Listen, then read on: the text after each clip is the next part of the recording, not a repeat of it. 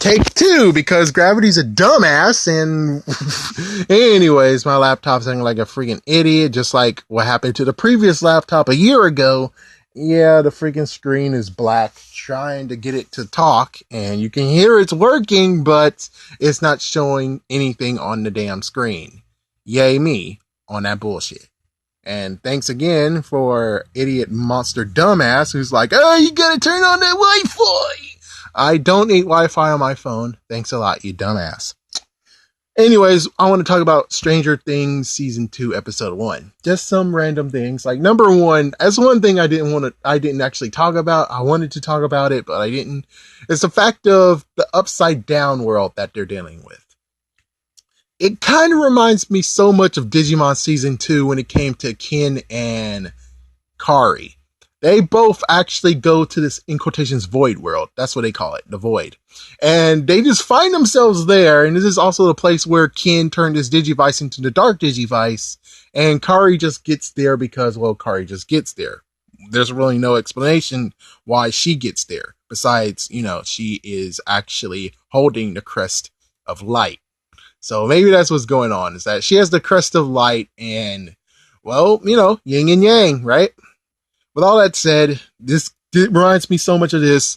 Next is talking about freaking Max, aka Maxine.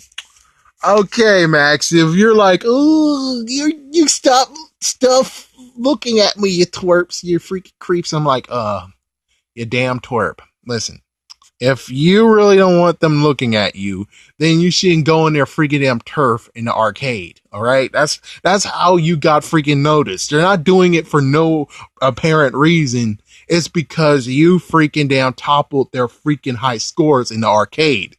So if you didn't want that attention, then you shouldn't try to freaking take down people's scores.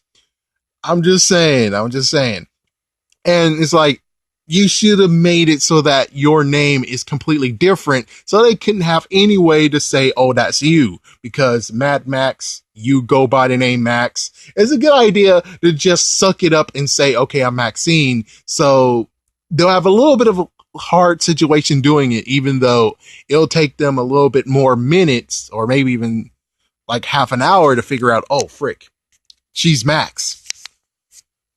I don't like this at all. What about freaking Barb? They hired a freaking detective to look for Barb. And we all know what happened to Barb. Barb is dead. She's hot, but she's dead. And last but not least is we're going to talk about the facility. The facility, they actually decided to go and help this poor boy. And this poor boy is getting tested all the time. And instead of telling him, oh, we got a breach, and the breach is kind of maybe causing this crap, instead they have to still keep it on the down low. And when you look at the breach, it so reminds me of Kamen Rider Gaim. It really does. The only messed up part is that they don't get to have lock seats from it. And it doesn't really actually help them in any way at all. Of course, the biggest bombshell has to be the fact of L, aka 11. She found her way back somehow. And now she's being harbored by the freaking damn sheriff.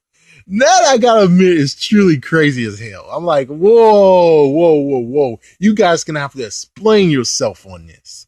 You gotta explain yourself. Lots of other stuff is going on. Lots of things to talk about. Like, for instance, the kid is like, dude, go inside. If you heard that horrible noise, go inside, or lots of other stuff. But anyways, something's waiting for me, and it's not being very, very, respectful. So I'm going to have to continue on with episode 2.